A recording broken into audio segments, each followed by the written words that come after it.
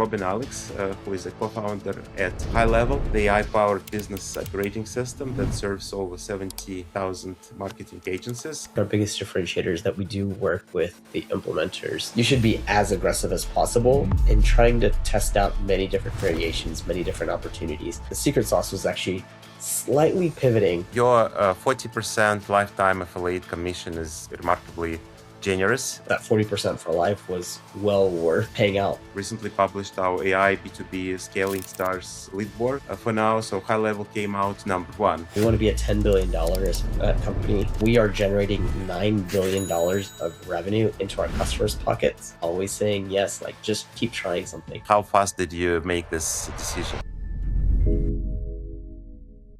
Dear friends, colleagues, partners, I'm Victor Orlovski, and this podcast brought to you by R136 Ventures. So in this episode, we have Robin Alex, who is a co-founder at HighLevel, the AI-powered business operating system that serves over 70,000 marketing agencies and powers more than 1 million businesses worldwide. Robin's path to entrepreneurship began when he witnessed firsthand the chaos of fragmented marketing tools while working inside a Dallas digital marketing agency. Watching small businesses struggling with like 20 plus disconnected software tools and watching leads dying, he partnered with Sean Clark and Veravan to build HighLevel in 2018. So, Robin, welcome. Thank you for having me, Victor. Absolutely, yeah. So let me start with questions. So first, when we recently published, and that's how we came across HighLevel, recently published our AI B2B Scaling Stars leaderboard for now. So HighLevel came out number one with astonishing score of 17.7, well ahead of other companies like Builder.io, Quadro, and others. So my first question is, what do you think of HighLevel doing differently that the rest of the list is doing, and maybe what is like similarity to others? So how would you distinguish yourself in a very unique way? Yeah. So, when you think about HighLevel, while we are an all-in-one platform, I think our biggest differentiator is that we do work with the implementers that, position the software for small businesses. And I think if you take a step back and look at how the economy and industry is built, in every generation of technology shift, there are small businesses out there who can't afford resources, can't afford people to help them at a full-time basis in implementing and paying attention to the trends and things like that. But if you look back to when, the internet was taking off, every business needed to get a website online. Well, these small businesses don't have the resources, don't have the funding to just have a dedicated IT person or a technical person or, at that time, a web developer ready to go to build. So they're always calling somebody to help implement tools and technology for them. So when the internet was taking off, they were looking for someone to build a website. So they call and find someone who could do that. Then social media was taking off. Very similar. They don't have someone on standby. So they're just reaching out, calling person. And sometimes they're calling back to that person who helped build the website to help with their social media. Then came with the automations and workflow, building CRMs. They don't have anyone on staff. So they're looking to hire out. And now with AI, I think they are very open. And, I think this is the first time in a long time that small businesses are actually at the bleeding edge of taking on the opportunity and implementing change because they don't have the staff, they don't have the resources, and they see the opportunity to provide that cost savings within their business. If you look at the counter side of it, you have enterprise businesses, companies that use, some of these heavy antiquated software. They have to hire dedicated resources to manage and monitor and maintain it. But when, individual users want to leverage AI, there's a lot of bureaucracy within those organizations. There's a lot of job justification, fear factor, hey, we don't have the agreements with these large LLM providers, so you can't use it yet. We have to go through security and audits and things like that. So I think large businesses are actually slow to implement AI. But for us and for our use case, we work with that small layer of individuals who small businesses contact to provide implementation of these tools. And because of that, businesses are so eager. Small businesses are very eager to implement AI. So they're calling on to this community of individuals to help implement it.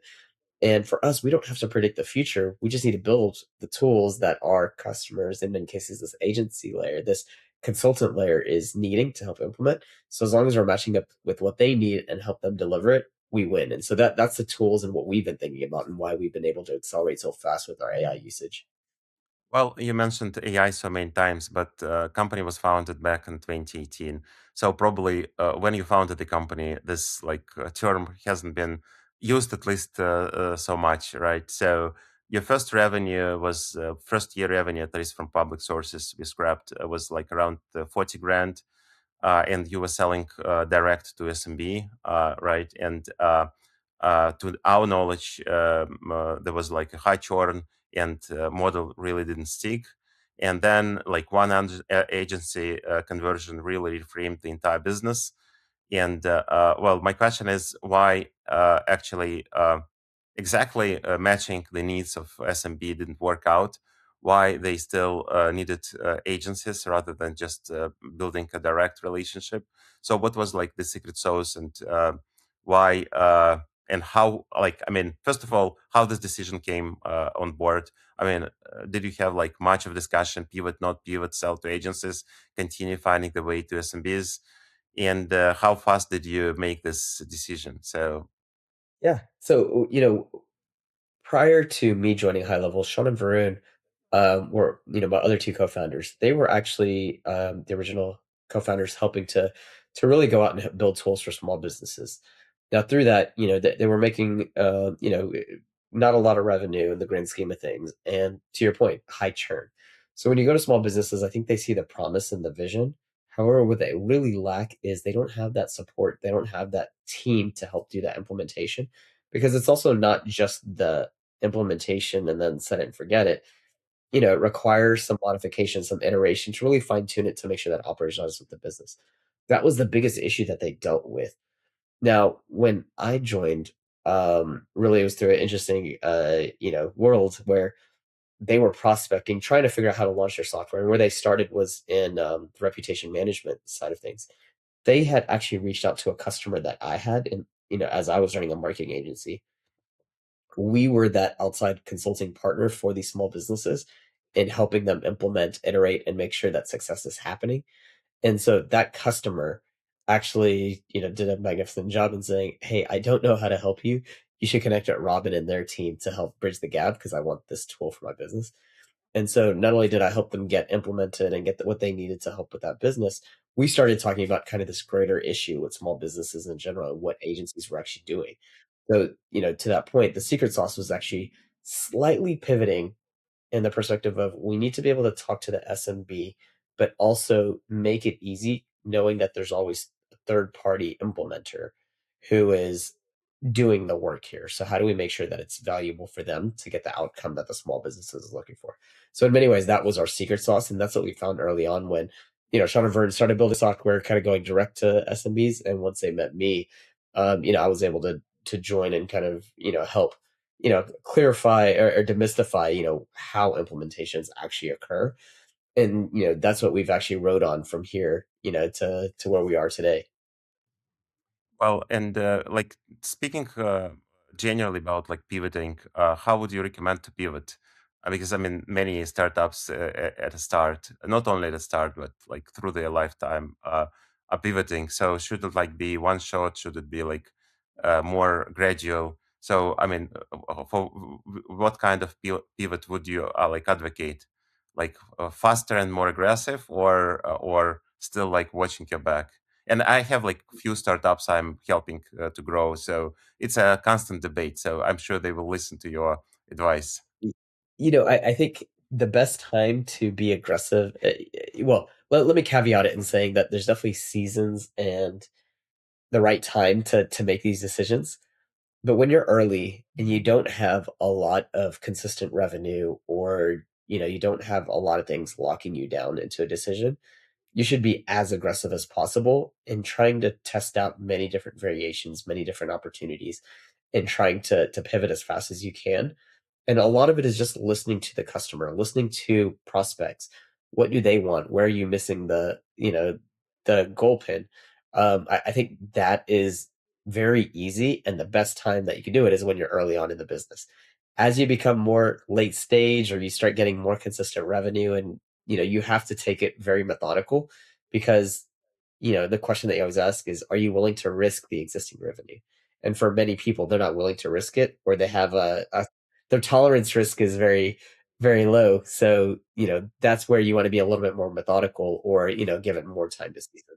But for us, when I'm at Schomburg, they were early stage, didn't even have a lot of the core foundational things. So it was very easy to pivot. And, we never looked at it as pivoting. It was just trying to figure out Mhm. market fit. So, Yeah, I think when you're early, pivoting doesn't even it's matter, easy. because It's easy. Yeah. you're just trying to answer questions for small businesses, or, just any business at that time. Eventually, that how I see it. I mean, usually like founders like split. Some think that it should be faster, and some like trying to tolerate and do it like uh, uh, in a more soft way. But anyway, so after pivoting, you went from like 900 or finding your product market fit in a way. You were at 900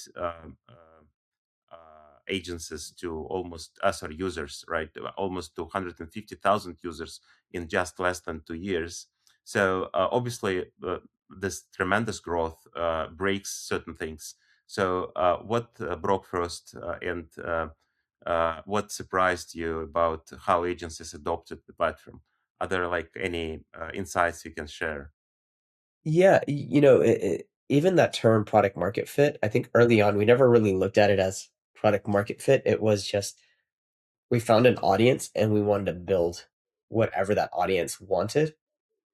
And the biggest thing there wasn't necessarily just building tools. It was making sure that we built tools that they could actually use, and we wanted to see them actually win using it, right? So it wasn't like we're sitting in a black room, or, like in our cave, and just building it and then trying to figure out how to implement it. It's that we're building it alongside our customers.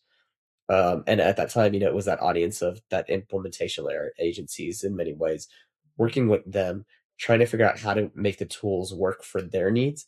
And once we saw one, we were very passionate in trying to say, okay, we see that smile on your face. We got what you needed. And do you know other people who are dealing with the same problem? And if you're close to that community, everyone knows each other. So if you can win for one, you win for many. And they're very quick to bring in more people to, into our funnel to help accelerate, like, you guys found a magic sauce for me. So I want to tell more people. So that's what we did there. And then we were also very verbose and saying, like, we got this win. Let's show other people kind of in that same lens of how they won. So I think that's the biggest thing. Where I see a lot of SaaS companies where they go wrong is they try to get quote unquote case studies. But what they're really trying to do is just trying to say, hey, Victor, do you mind recording a video or writing up, that we did a good job for you? Mhm. That isn't what future customers are looking for. Mhm. What they want to know is, Victor, how did you win? What exactly did you do to win? And that meat and potatoes is really the better case study. And once you're able to broadcast that out, so we would do webinars. We would actually celebritize, let's say you, Victor, we would do a joint webinar with you as our customer. Mhm. We would interview you and let people ask you questions. So you created And you then created a pride, kind of a it, pride with exactly, your right? And we're customers. just in the background just waving like, "No, it's Victor. Victor's the magic Mhm. sauce. Look at how he did it. Now he just used our hammer. He just used our screwdriver and our tools, but it's his magic sauce." And so through that, people would come to buy the same tools through us there. Mhm. And anything what like you would not expect from your like crowd to do, like I mean usually like people are very creative in using tools, right? So I mean the most creative way I really witnessed people using like ChatGPT is my 17 years old daughter who came to like CVS, and I was looking for like medicine, and she simply took a picture of the shelves and asked ChatGPT, "Where is this stuff?" And then ChatGPT pointed out exactly, right? So I spent like 15 minutes going through like this stuff, and then she did it in like a few seconds. So anything like that, like when you really were surprised, oh my gosh, That's the thing, no? Yeah, so, one of the biggest aha moments was early on, we were building these tools. We really thought it's teaching people how to use it in a very singular way. You have to do these things. And what we realized was that people wanted to know where the lines were, but no one wants to be put into a box. It's like, okay, I see the general use case, but can I do more functionality because I have better ideas? And for us, we were very conscious in saying, let people be creative on the platform. Like, we want to drive them through a general lane, but if they have opportunity to connect with other software or build on top of it and do these other creative things, we actually open that up. And so that's where we decided to become, very much API driven, API first. And then make it API open so that other customers in many cases have the extensibility that they're looking for. And then on top of that, we let, you to inject, through JavaScript or CSS and things like that. Those little things went a long way for us because it's no longer about us building tools. It's us creating a platform that other people can build on top of. And so that's just something that we always listen to our customers throughout the journey. And we never said no. It was always, well, let's figure out how to make it happen. And because we never wanted to be prescriptive, we wanted to just, you're the expert, so let's help you continue to be the expert there. Yeah, that makes sense. Uh, well, let's switch gears a little bit. So you are also very unique in a way. You actually bootstrapped the company.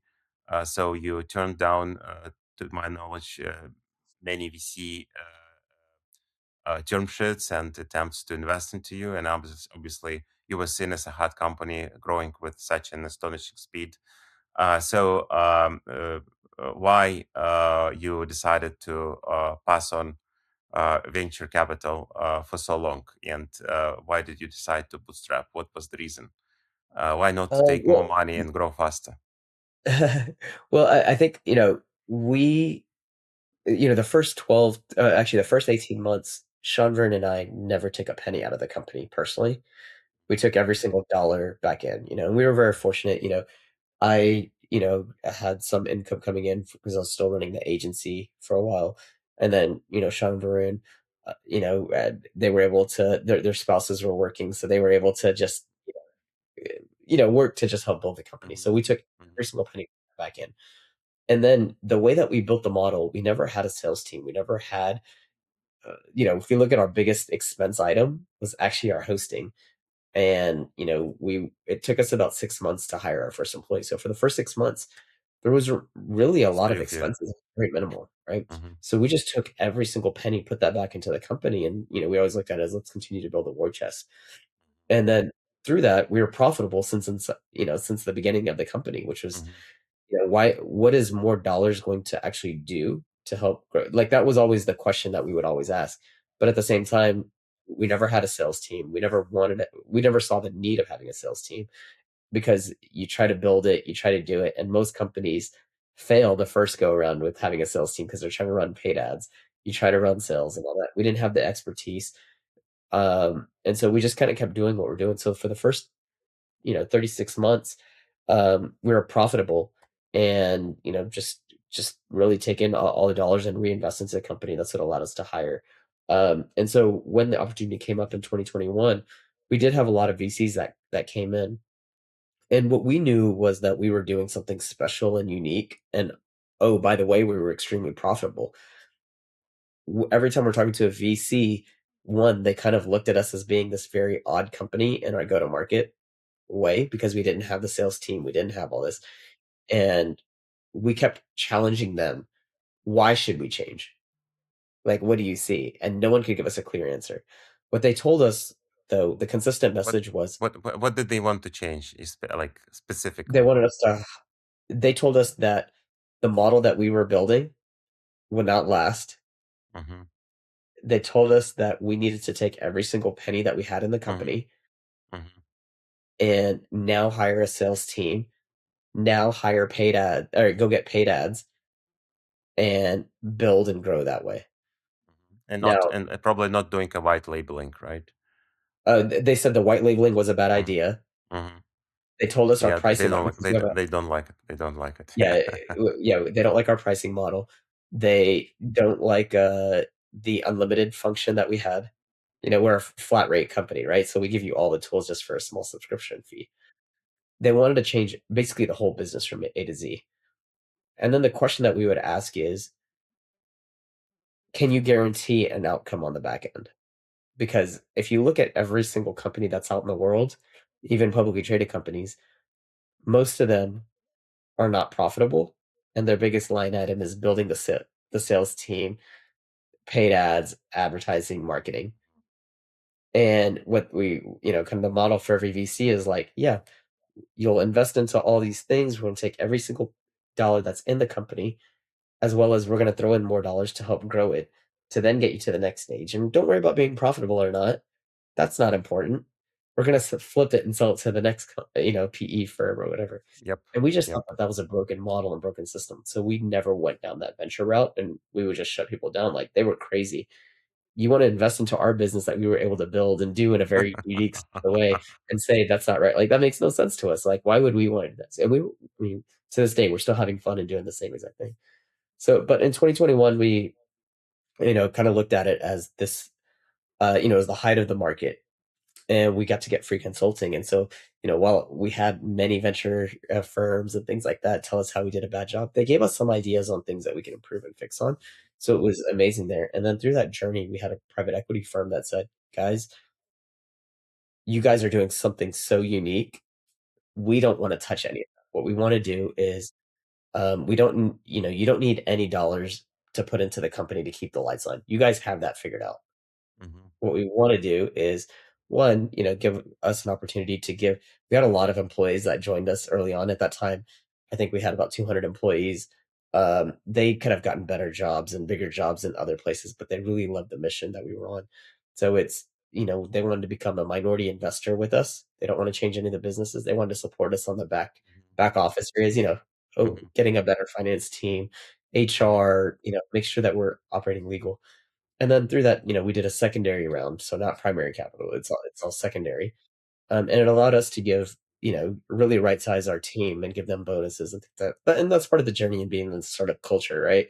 You want to be a part of building something and then monetizing along the way. So that's what we were able to do in 2021. And to this day, that PE firm is still on the cap table. But just as much as a minority thing, Sean Vern and I, as well as our employees, operate and manage the company. And we make the controlling decisions. I think that that's an important piece. But for us, it was just making sure that our team gets to participate along the way. It's very unique for current state of venture-backed businesses, indeed. And what you tell is like probably the story that many founders would appreciate to have for themselves. Um, so you were like not mostly, but almost like every day you were kind of a profitable business from like bootstrap all the way along till now. So did you have like, do you still have like maintain any explicit rules like burn rates, ceilings, like reinvestment ratios, margin floors, anything you would what you would refuse to breach? I mean, you should like be like very disciplined in a way, right? Or it's like very natural. So like that's the business goes itself that way. So anything is, I mean, when you grow, Mhm. like you might have like crazy ideas. Why not to do this? Why not to do that? Right? Why won't we like hire now 10 software developers? If not even you do like any like sales and marketing, you still may reimagine what you can invest in, right? I mean, there are so many ways to spend and burn money, right? Anything Yeah, like that, and how you like push yourself out of this, trap. yeah. So it's funny, all those fancy terms that you said of, like, burn rate, risk, and percentages and all that. Like, we don't operate that way.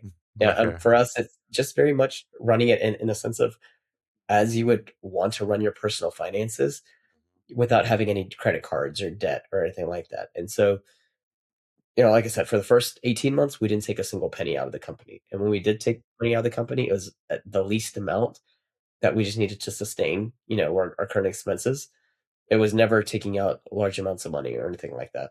We wanted to reinvest into R&D and growing the business. And so that was really important to us. And whenever we had those opportunities of spending more, one, do we have a strong conviction of this investment? that we can at least get our money back, right? Like, how close can we get to break even? That's really the thesis that we always ran into. If the company is profitable, any investment that we make moving forward, if we cannot, if you don't have a conviction on, you getting your money back within X amount of time and you just estimate it, then it's probably not the right decision.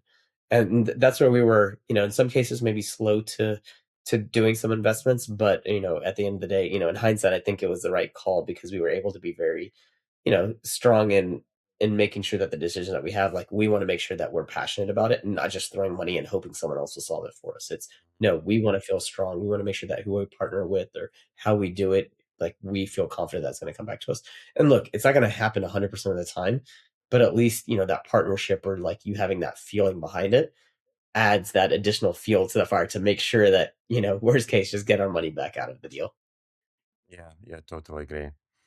Um, so your 40% lifetime affiliate commission is remarkably generous. Most SaaS companies cap it at 20, maximum 30%, or switch to time limited payouts. So you built a model where you have like 70,000 or more agencies, astonishing number, which is simultaneously customers, distributors, evangelists, if you will. How did you arrive like at 40% lifetime, and what does the unit economic math look like to continually sustainably grow at this scale? If you may just open a little bit of secrets on that side. Yeah, so I mean, we touched on it a little earlier, right? Like, so as we would work with agencies or these consultants and things like that, we would get on calls with them and just try to figure out what is the tool that they need to get to their next outcome. And not only are we building the tool, we're sitting down with them from a very much customer care, customer success perspective to make sure that they're implementing it right to getting that what they wanted to build. And then we were very quick to saying, "Hey, do you know anyone else that would want this software?" And what we were so amazed by is without giving them any additional money, they were just so happy that we helped them make money. Of course, I'm gonna tell my friends. I'm gonna tell Bob, I'm gonna tell Sally, I'm gonna tell them, and they would get us on a call with them, help book a meeting for us with these other individuals. They wanted to make sure that any dollar that's coming our way, we were very transparent. Any dollar that we make, we're putting back into the company. We're hiring more. We're doing more R&D. We're trying to build more. And so people love that from a mission side. And over time, we just got really good at asking and created a little bit of a virality effect here. And remember, we were cash flow positive since the beginning. We were profitable since the beginning. So we never really spent money on sales. We never had a sales team. We never did paid ads or things of that nature at a significant level. And so when we started researching other competitors that's out there, even the publicly traded ones, they spend close to 60 to 70% in sales and marketing in some cases, and they're burning cash. They're not profitable. And we just looked at it as like, wow, we don't want to spend any of that money, like, let's just hire more. So when we were talking to customers, they would always say, yeah, we're always willing to bring someone to you. But, if you look at other companies, they offer these affiliate programs. Not only will I refer one or two people, but, I'm associated to a community here. I'm associated to, an association, or I have a group myself of 500 people or 1,000 people. If we're able to put together a deal, I'll refer people there. And so, at that time we looked at, what was the highest paying affiliate program. And someone told us, it's 40% and it was for life. And so from the unit economics, we just kind of looked at it as, okay, Victor, if you are able to go out to your community and you bring people on, we'll pay you 40% for life. And so we just did that, not realizing, that they would actually do it. And we only had to pay out for a small percentage of the noise that they were able to bring because, if you think about it, being in a room, you're gonna talk about, high level as a product. If there's 100 people in there, everybody hears it. Now, a percentage of people will take action today, but, the bigger volume point for us was that echo chamber. More people are talking about it, more people, it just becomes top of mind and all that. And so for us, that 40% for life was well worth paying out and something that we still hold today. And it's our most important driver of our business. That's, how we drive in most of our customers is through these evangelists, through these individuals, through these associations, through these partners. and we want them to participate, and that allows us to not need a sales team in so many ways. Uh, well, and just maybe like out of curiosity, like do you have like any salespeople, or you just simply have no like sales? We don't have a traditional sales model, the Mhm, outbound SDR, BDR.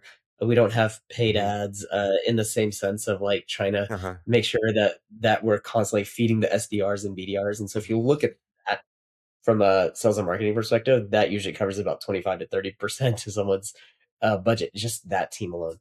For us, we don't have the traditional sales team. When people come in, we have a demo team. Their whole thing is not like, necessarily the direct sales component. It's mhm, the we just want to make sure that you get a good experience. Now, if we give you such a great experience, we do monitor, the effectiveness of those demos to get conversion there. But look at it as more at the value add, not the sales ad. And then, we have another team, from an account management perspective, and they, really work with customers to make sure that they're getting the right value out of the product. And then from there, if there's opportunities to get other product and services, they're able to pinpoint and help navigate customers in that direction. But generally speaking, we don't have the sales team, the SDRs, the BDRs, the account execs, and things like that. That's really trying to solve at the top of the funnel. and well, you are now pretty global, right? So you do business not only in the US, but like in so many different places. I mean, do you support the community somehow else rather than just only with like 40% take rate? I mean, anything you do for community, I don't know, professional development, education, motivation in any other way, non-financial incentives, anything you may share, as you actually Uh, created a kind of a network, right? Like a very strong network. 100%. So a business that doesn't have a network effect by definition started like to look like a network effect business, which is kind of an amazing stuff. Yeah. Yeah, if you think about our business, remember there's like this small layer. Businesses always pick up the phone and call somebody to help them. And it's this underserved community of individuals. And so, through the journey, we realized that there is this large community that people are always willing to help and for that. So we wanted to figure out ways to bring everyone together. So we do a lot of live events. We do a lot of online events as well. One of our biggest one is every year in October, we do what we call our summit. It's called the Level Up Summit. And that's where we bring in, I think this year we're close to estimating around 2,000 people that'll be there. We'll have some of the best speakers. They all use or leverage high level. They understand technology. In many cases, they're all leveraging AI today. So telling their stories, telling their ways to impact the business. So we put that together, and that's a great way to create a great community. And people come to Dallas for that. Now, to the point on worldwide, now we're starting to do smaller events, throughout the world. So, just a couple of weeks ago, I was in India with one of my other founders, Varun, and we were there really supporting that community. I think we had close to 500 people that showed up there. We partner with other events and other associations around the world that are doing events as well. We want, I think in many ways, we want to help prop up the ecosystem of people talking about high level, but also the ways to help improve businesses. I think that's super important to us. We also have a community of people who are certified admins, and we want to give them opportunities so we actually pass leads on to this community of business opportunities that we get every single day. We also do online webinars every single week. We do webinars so that people virtually can see impactful ways that other business owners are winning. I mentioned that example earlier, Victor, of when you are able to find a win, we wanna put you on a pedestal. We want people to see how Mhm, you won and mhm. show the meat and potatoes behind it. So we host those events, once a week, and so people are able to come in there. And then, most important part is we have a very thriving Facebook community, over 150,000 people who are in that Facebook group, talking about different ways to use the product, the challenges, the struggles of operating a business, or, maybe they're running into challenges with the software. And so for us, it's important to have that community, but I think the other X factor is that I am a part of the community, right? So I am in there talking to customers, messaging them, being a part of it. Sean, Varun, both of us, all three of us are in the community communicating with our customers. We're jumping on calls with them because it's not so much of curating the community, it's a being a part of the community. And I think that's important to us as well. Well, I think I would quote yourself. I just saw it somewhere that what brings you to here not necessarily will bring you to there. Yeah, yeah, You scaled up successfully through this model to 80 million ARR. Would you be able to double down and get to $1 billion ARR with the same stuff, or you think you will have to change at some point? Do you see yeah, like the path to 100%. 1 billion? Oh, 100%. And I think it's something that we'll, we're pretty confident in doing. The quote that we always say, there's always this bigger quote that everyone knows is, what got you here, you're gonna have to change it, and it won't get you to the next thing. And we're on the other side of that coin. It's what got us here will get us there. We just need to take it as a flywheel, compound it, and just keep doing it. And you just build that muscle and get stronger and stronger and stronger and stronger, right? Like just like working out every day, it becomes very boring, it becomes very monotonous, but, the more reps you do, just the easier it becomes.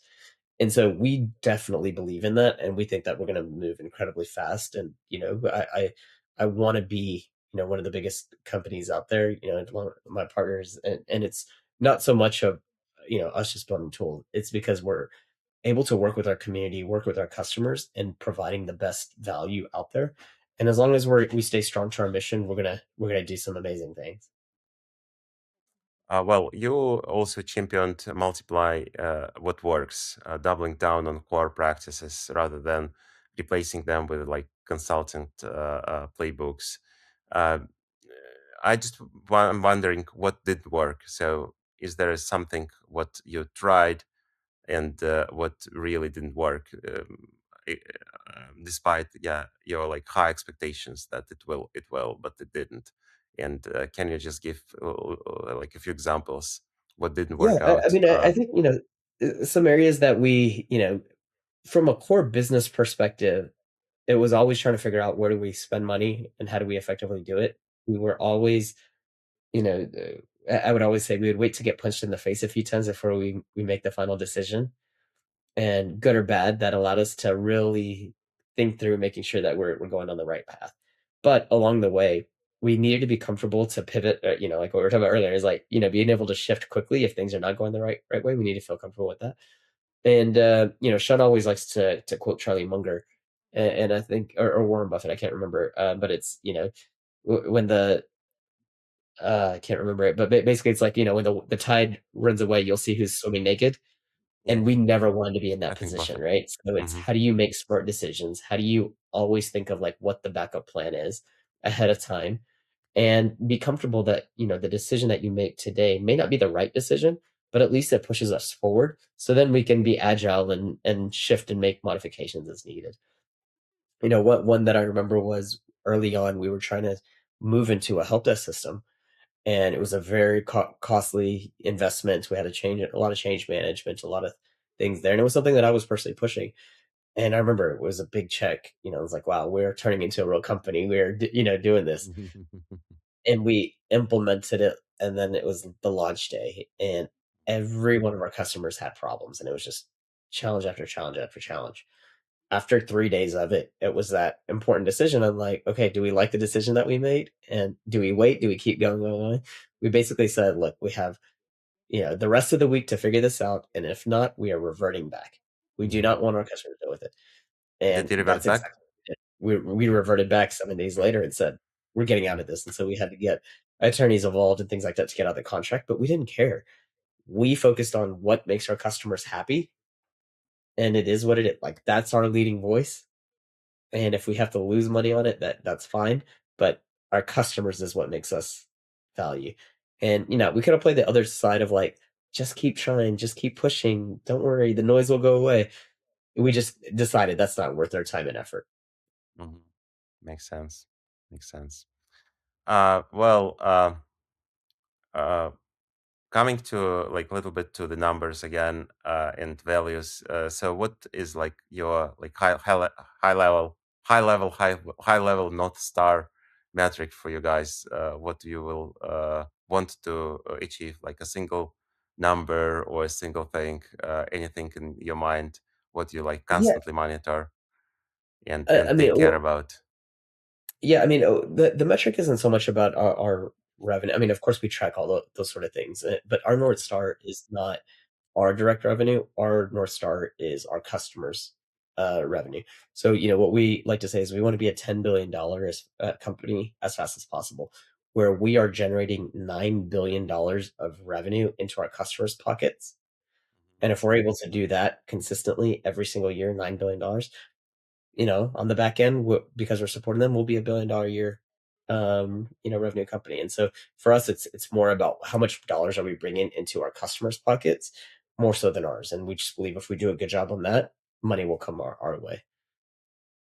Do you calculate, like, for example, a blended cost of acquisition, and what does LTV to cost of acquisition look like? Although you don't have like a direct sales, still, do you like manage to like monitor LTV to CAC? Yeah, well, the fun thing about our business is, we work with these associations, these partners, these affiliates in many ways. Um, we don't pay them anything ahead of time. So I like to think that we're a zero CAC company, Mhm. that there is no cost to it to acquire. That's the reason I'm asking. I mean, it's like a very weird formula for you, right? Because you do not have like a head cost of acquisition. Yeah. Yeah. But There's an expense still, of if you acquisition. convert that into like LTV to CAC, what the number will look like, if I may? I don't know the number off the top of my head, but Hmm. like I said, we don't pay anything to invest in individuals to promote Hmm. and send customers. So there's no cost of Hmm. acquisition. And Hmm. then, when we talk about the LTV side, we are, there's aligned incentives and aligned motivation that, here at High Level, we want to keep the customer long term. The person that's referring people also want to make sure that customer is successful. And so we're both aligned to make sure, because if that person who refers that customer is able to keep that customer for life, they get 40% on the back end of the subscription. And so, that's really the best way that we look at it, is not so much from a CAC to LTV perspective. It's just, are we making sure that customer is successful? And if they will be successful, and as long as they are successful, we're going to pay you 40% for life. Makes sense. Well, let's switch gears. There are two basically topics I wanted to cover. First, your kind of cultural uh, code, if you will. How would you describe the company? What's the culture you maintain? How do you manage to grow? I mean, you have what, 700 employees right now, or even more. So different countries, different cultures. Anything you like develop for yourself? Anything in writing, like put in stone, or it's like all embedded without like being spoken? I don't know. I mean, anything Yeah. you may think of, like your cultural code. Yeah, these days we're closer to 2,000 employees around the world. I 2000. think, Mm-hmm. yeah, I think we're in Mm-hmm. 13 countries. Where Mm-hmm. the biggest thing, we're not really big on writing down what culture is. I'm a big believer in culture is more about a feeling and an experience that you're able to create. It does start, from a top down perspective. And it's something that, Shumvert and I are very big on, from the sense of, we're a remote first company. Everyone works from home, and we, we're always on camera. We're always in live Zoom calls. We want to Was make it sure. like from 2018? I mean, from day Yeah, one, from it the was very remote beginning, we only. were always remote. So, Wow. Sean is in Eugene, Oregon. I'm in Dallas, Mm-hmm. Texas, and Vernon's in Qatar, Mm-hmm. in Doha, Qatar. And Mm-hmm. so, even us three, we just met online. So, Mm-hmm. we wanted to make sure that we had a culture that braided that. And we always looked at it as, we wanted to hire the best talent in the world, not the best talent in a geo-specific region, right? So, which allows us to have better opportunities. And so, from a culture, I do believe that it's top down. And so, we use just the standard communication channel. We live off of Slack, we live off of Zoom. We want to have meetings and be present, and we want to have that culture. Cameras go a long way, and it's okay if you're not, you know properly dressed and prim. that's okay as well. It's about getting the job done. We created a culture for our teams. As soon as you sign on, you're logging into Zoom, and we create breakout rooms. And so it's almost like having your office, that you have, and people can float in and out, connect with people, but you're always available, right? So we kind of created that as a dynamic. From the other piece of the culture is with Slack, we try to do annual events. And so we'll do a leadership retreat where we'll fly in a lot of our leaders. And then historically, every year we would do two retreats where we would fly in majority of our team on the east and west side, and take them to a fun vacation, a fun trip that we are able to not only connect with team members, allow them to connect with their teams, as well as cross collaborate with other teams as well, and then do some unique experiences. What I'm excited about this year is we're no longer splitting it east and west. We're actually trying it where we're trying to bring the whole world. I think we'll have close to 1,500 people that's all going to fly Wow. in and Almost do every one. employee. Yeah. Wow. Yeah, so we're really excited about that. But at the end of the day, it's that's what we do from an employee side. But our culture also is really representative of our customers, and so we do many events with our customers, and then we host our event that will fly in a lot of our team to be a part of as well. So how close can we stay connected? Because I think the human experience, even in the new agentic AI world, the human experience is always going to win, and so we got to make sure that we formulate and create that tight bond there. Mhm. Yeah, totally true. So, I deliberately wanted to speak about AI at the end of our session episode. I've seen like a lot of companies raising now money for what is called roll-up strategies, and many of them are trying to basically convert agencies, marketing agencies, into like roll-up strategies.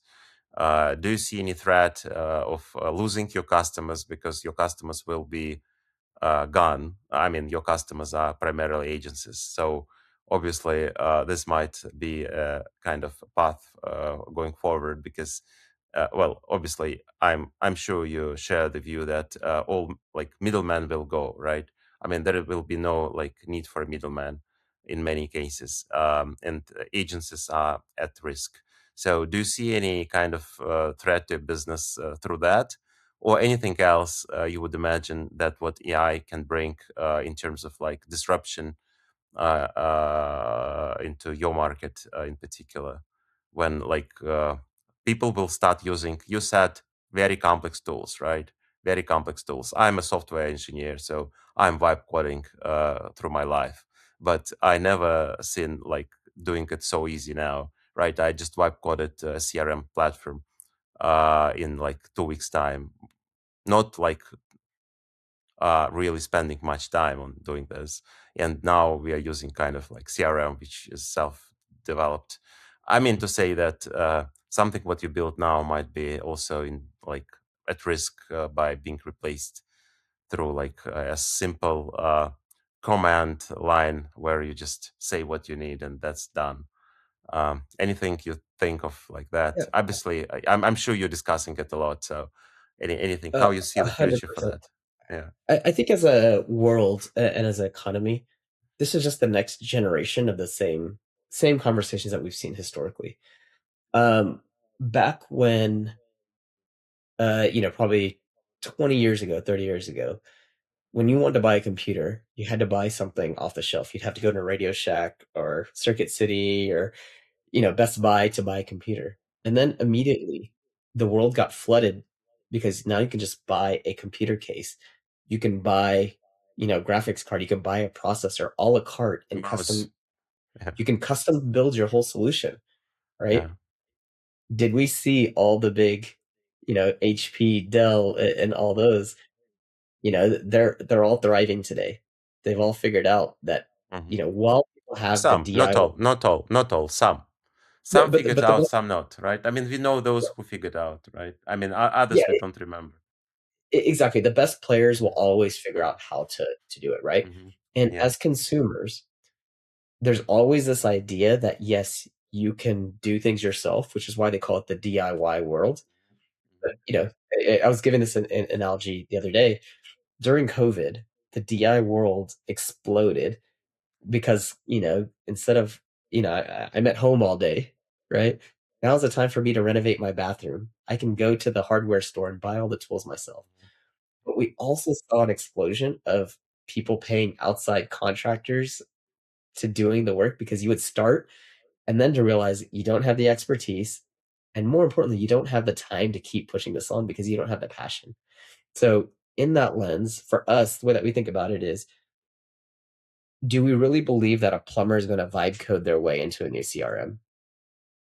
At some point, they got to go back to becoming a plumber.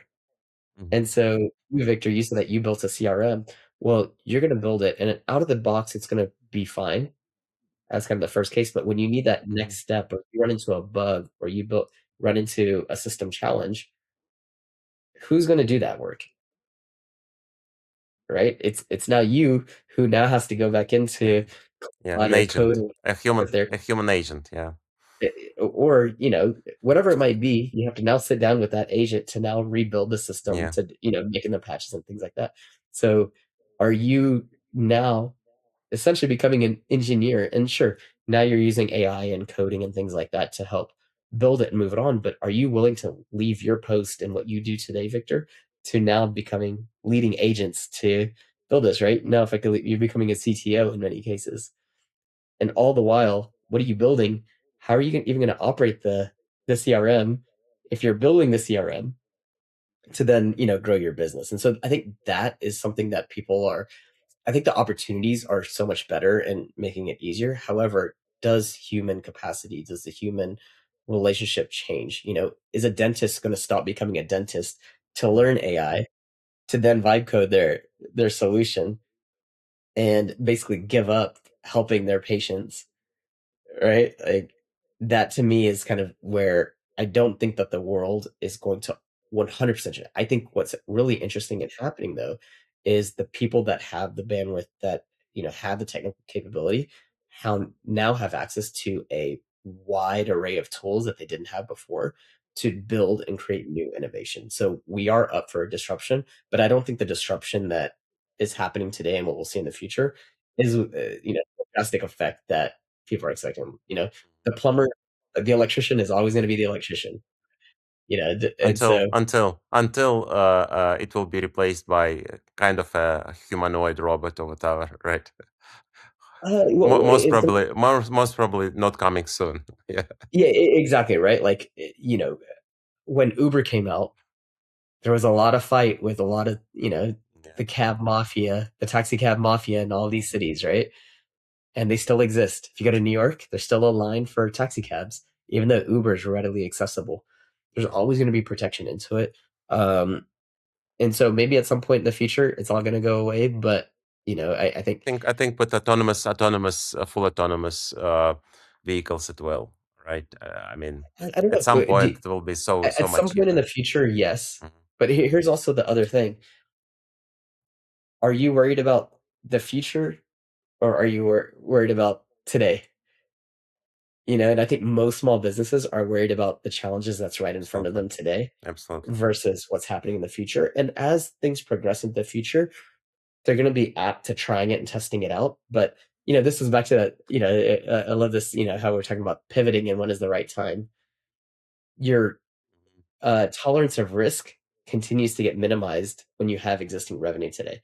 So even the electrician or even the homeowner, when you have a home that you spent a lot of money and time on, are you going to trust the human to come fix it or this new robot? And it's going to take some new robot, some new autonomous agent, to grow to a significant scale before a homeowner is going to feel comfortable saying, "I don't need a human anymore. I need an electrician." So, it's playing this balance of where the future goes, which no one really knows. Everyone's trying to predict where it's going to go. But I look at it as, what are the technological advances that we can have today, and in the short term, that's going to provide businesses success and growth today. So that's kind of the caveat. And I think, for us, this implementation layer, I think now has access to so many cool tools that they can create innovation to help businesses move forward. Yeah, I totally agree. I mean, for sure. Uh, I mean, people will find out what to do next, right? I mean, any innovation cycle brings more jobs than eliminates. And I think Exactly. Yeah. this cycle is going to do the same. I mean, and I believe that every cycle had its own like fears and projections that like a lot of jobs will go, and it really happened, but so many were created, right? So Exactly. I totally got it. Yeah, I'm with you on this for sure. Yeah. So maybe my last question, Robin, and it was exciting conversation. Thanks for all these insights. Uh, if you send a message and give a piece of advice to yourself back to 2018 when you founded the company, what that would be? Um, you know, that's a good question. Looking back in 2018, I think the only advice I would give myself is, you know, don't worry. You'll figure it out. As silly as that sounds, I had great partners that I met, and it was all by luck and all by chance, and a lot of it was just always saying yes, like, just keep trying something. In many ways, my risk tolerance was very high to being able to be agile, even when I had a, decent-sized agency with 30 employees, and I was always willing to try new things and get to that. And then, looking back, I'm just so fortunate that still kept that same mindset of like, just say yes, you'll figure it out. Just always try to figure it out and never let a no stop you. It's just a no in many ways is just a hurdle. How do you convert that to a yes? And it may not be the original idea that you had, but that new version and making it a yes, could be so much more beneficial. And so I would just be telling myself, don't change, just keep with that same mindset and keep going. Thank you, Robin. Thanks for this amazing conversation. So this was Robin Alex, co-founder of High Level, and Victor Orlovski, R136 Ventures, and our episode of podcast Ventures from the Valley. Please watch us in YouTube, Spotify, and many other channels. Thanks, Robin. It was really great to speak. Yeah, no, it was a great conversation. Thanks so much, Victor. Thank you.